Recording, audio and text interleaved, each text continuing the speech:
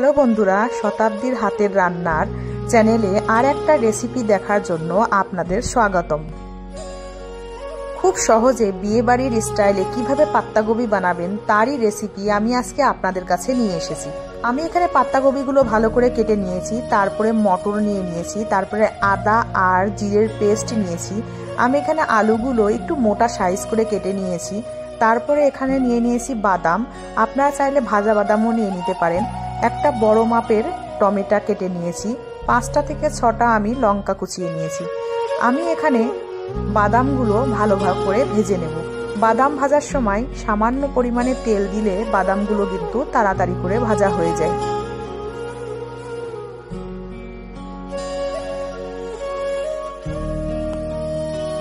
বাদামগুলো ভাজা হয়ে গেলে আমি কড়াইতে সামান্য পরিমাণে জল দিয়ে কেটে রাখা পাতাকপিগুলো দিয়ে 5 থেকে 6 মিনিট আমি সিদ্ধ করে নেব। পাতাকপিগুলো জলের মধ্যে দেওয়ার পরে আমি কিছু সময়ের জন্য ঢেকে রেখে দেব।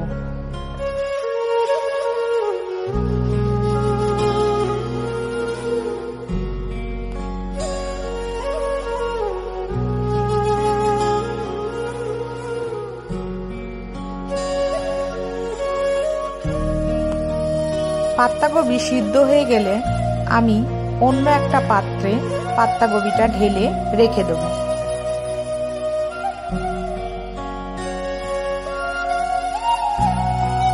কড়াইটা ভালো করে ধুয়ে গ্যাসের উপরে বসিয়ে কড়াইটা যখন গরম হয়ে যাবে তাতে পরিমাণ মতন সরষের তেল দিয়ে দেব।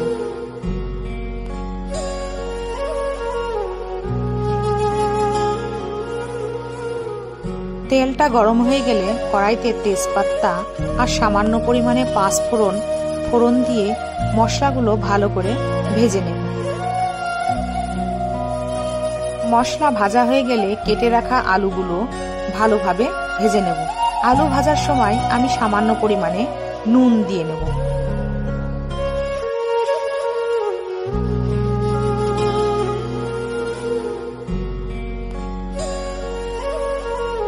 আলুগুলো যখন ভাজা হয়ে যাবে আমি এখানে মটরগুলো তার সাথে ভালো করে ভেজে নেব।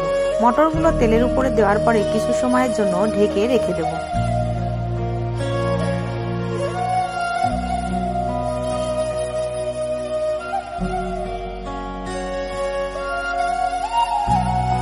ভালো করে আলু আর মটর আমি ভেজে নেব।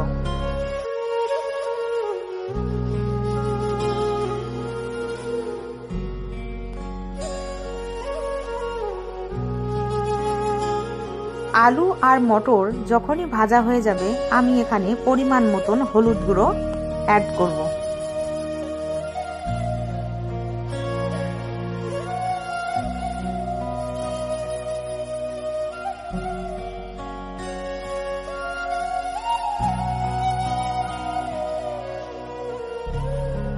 তারপরে বেটে রাখা আদা আর জিরের পেস্ট দিয়ে মশলাটা ভালো করে কষিয়ে নেব।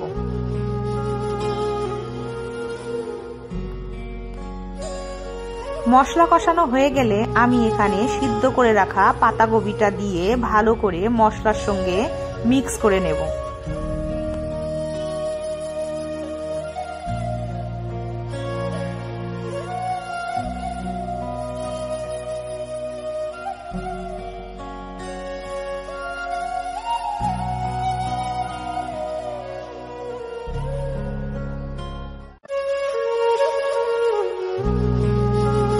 মশলার সাথে পাতাকপিটা ভালো করে মিশিয়ে আমি কিছু সময়ের জন্য আবার ঢেকে রেখে দেব।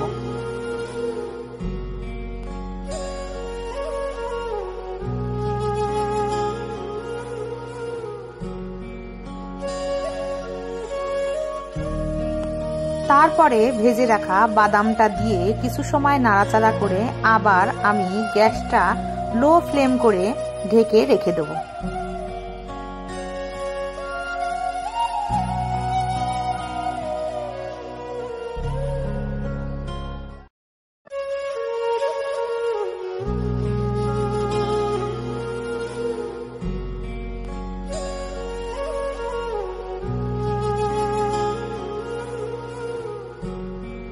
যখন যখনই আলু আর পাতাকপি পুরোপুরি সিদ্ধ হয়ে যাবে তখন আমি সামান্য পরিমাণে চিনি অ্যাড করব।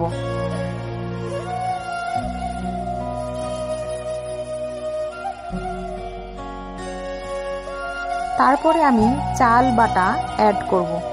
চাল বাটা অ্যাড করার পরে আমি ভালো করে আবার মিক্স করতে থাকব। যখনই দেখবেন যে পাতাকপিটা একটু আঠা আঠা মতন হয়ে গেছে তখনই পাতাকপিটাতে সামান্য পরিমাণে গরম মশলা আর ঘি দিয়ে নামিয়ে নেবেন। এইভাবে পাতাকপি রান্না করলে কিন্তু একেবারে বিয়ে বাড়ির মতন টেস্ট লাগে। তো রেসিপিটা দেখানোর জন্য আপনাদেরকে থ্যাংক ইউ। আর অবশ্যই এই রকমভাবে পাতাকপি রেসিপি ট্রাই করবেন। নমস্কার।